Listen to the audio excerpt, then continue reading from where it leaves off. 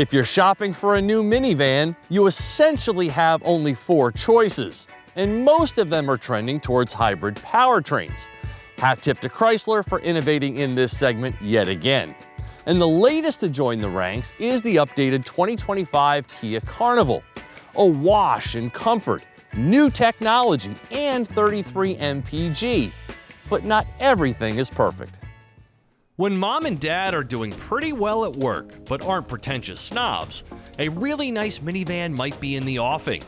You can't beat their versatility when it comes to doing parent things, and in recent years, car makers such as Kia have gone out of their way to ensure being seen in one won't get you poked fun of in the pickup line at school. Kia's even banished the name minivan, instead referring to the Carnival as an MPV, or multi-purpose vehicle if you will, and its design is decidedly more SUV than van, despite the fact it has a pair of sliding doors. After debuting for the 2022 model year, the Carnival gets its once-over this year, and the big news is the addition of a hybrid powertrain to better compete with Pacifica and Sienna. Working through a 6-speed automatic, this fuel-saving setup pairs a 1.6-liter Turbo 4 and an electric motor to generate a combined 242 horsepower and 271 pound-feet of torque. So fewer horses than in the V6, but not surprisingly, more torque thanks to the e-boost. It ratchets up fuel economy from 21 mpg all the way to 33 mpg, saving the average owner $800 a year in fuel costs. The hybrid option adds $2,000 to the cost of the Carnival's base price and comes with a quartet of what Kia calls hybrid performance options. 3 levels of regen braking, e-handling, and e-evasive assist, which are akin to Mazda's Skyactiv programming to improve responsiveness in the corners and during evasive maneuvers, and specially tuned shocks for a smoother ride. If you tow, the hybrid can pull 1,000 pounds less, rated at 2,500 pounds. Though Toyota's Sienna doesn't have a non-hybrid option on the menu, it does offer all-wheel drive, something the Carnival doesn't. Fact of the matter is that the Sienna's hybrid powertrain is more satisfying than this. It's also more fuel efficient with a longer driving range. See, in its default eco mode, the Carnival feels kind of reluctant as you continue to push on the gas pedal to find suitable acceleration. It's really not until you get into the sport mode where that feeling subsides. Now, on the positive side of things, this one definitely does its fair share of EV-only driving, even at higher speeds. It also handles wonderfully with a really balanced ride quality that's neither too mushy nor too firm. Now, I suppose most minivan buyers are not going to be put off by any of this, but I kind of am, and I don't recall feeling this way in the Sienna.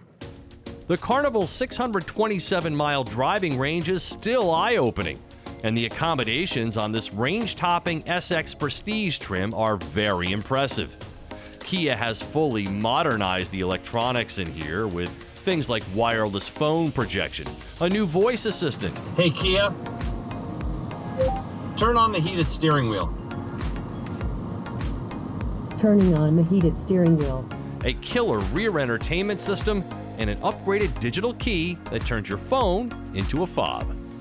Yeah! Woohoo! Ah, here I am in the second row captain's chairs. How to use the VIP lounge seat with the one-touch relaxation position, leg rest. Yep, the controls are a little complicated, but I imagine if you were the owner or the kids of the owner, you would get accustomed to these in no time. And not only do they move fore and aft, right here with the manual controls on the right, but they also move side to side. How about that? And when you're all the way inboard like this, you can then use the one-touch relaxation position. What a great way to travel, right? You also have your own climate controls up here on the ceiling. You have heated and cooled seats. And there's a screen right in front of you. We all need screens now, right? With YouTube and Netflix.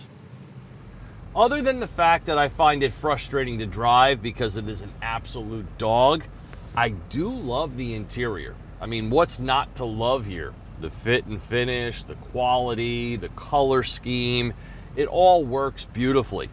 The new electronics are mostly great. I mean, they certainly look good, right? You got this big screen up here, it does all kinds of things. And the amount of depth that Kia provides to its various features is quite impressive. However, I would challenge anyone to get into this right now and turn the radio on.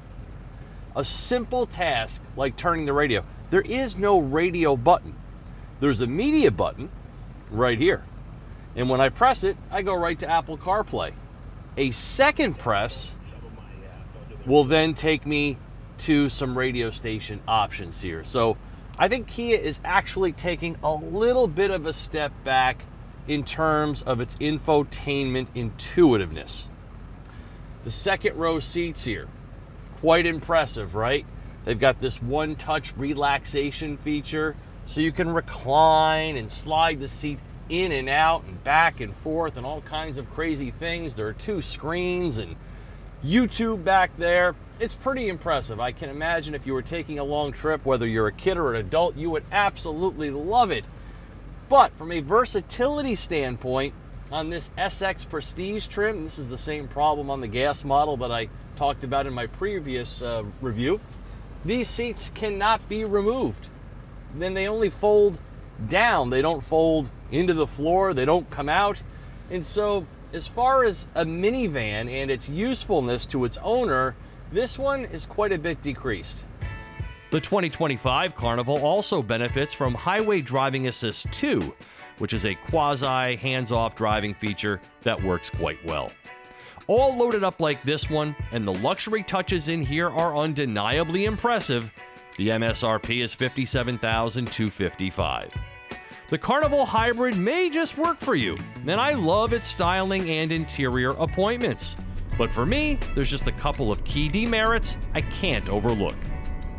For Test Drive Now, I'm Steve Hammis.